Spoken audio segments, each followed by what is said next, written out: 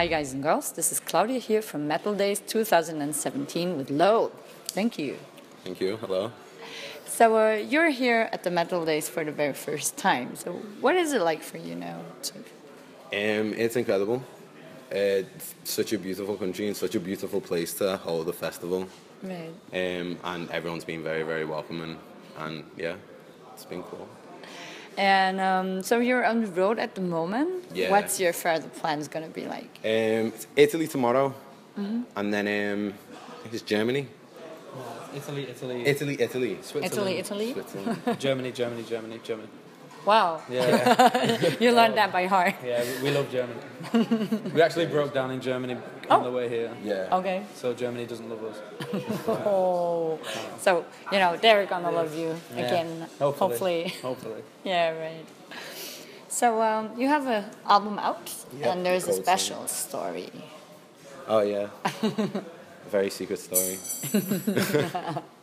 So tell me about it. It doesn't really follow any... Well, I mean, to us it does personally follow a specific story. But for, listeners, it's more like kind of you interpret it however you want and however it fits with what you're going through at the time. And that's kind of how we approach writing, is whenever we come to a certain point in life when, we go through some hardships or some, trials and tribulations and stuff of life, we like to express that through our music, and we like to have a concept behind it and stuff to kind of, make people connect to it more in a way. So when you're going on stage, you have all that much energy, that comes up. So how do you get that on a record? We recorded with a producer called Matt McClellan in Atlanta at Glow in the Dark Studios, and he really helped us bring a kind of raw live performance to the mix. Cool.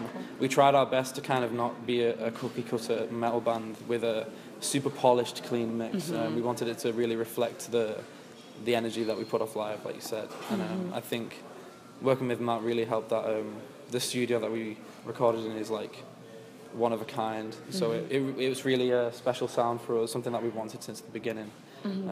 But like I said, he really pushed the boundaries of what we have been doing as a band prior to that, and it worked out really well. And so you're working with a lot of people when you're going on stage or producing a record. So how do you find out who to work with?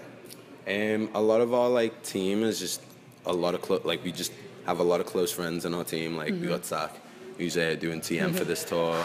We've got Kyle, who does merch. He's another friend of ours from back home.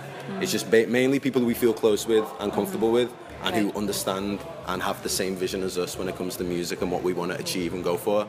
We just keep them type of people around us to keep them type of vibes, you know what I mean? Right. There's no use having someone on our team and stuff who we can't really connect with on a friend's level and chill with at the same time, you know what I mean? Yeah. So it's cool to have that kind of vibe when we go on tour and when we're out and about and stuff. So, there's a lot of labels in the world, like genres and all that. What do you think about that? About different genres and stuff? And subgenres.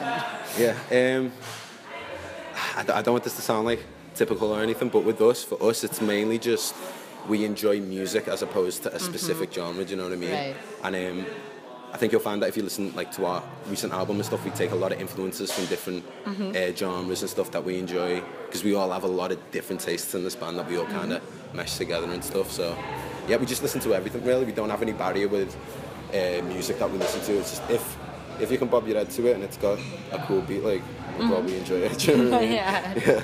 No matter what it's called. Yeah. Right. Yeah, absolutely. So there's also a question I carry around with me for a long time now, and that's who decides or what decides who's an artist or who's not, or rather an entertainer maybe. So are you an artist? I'd like to think so.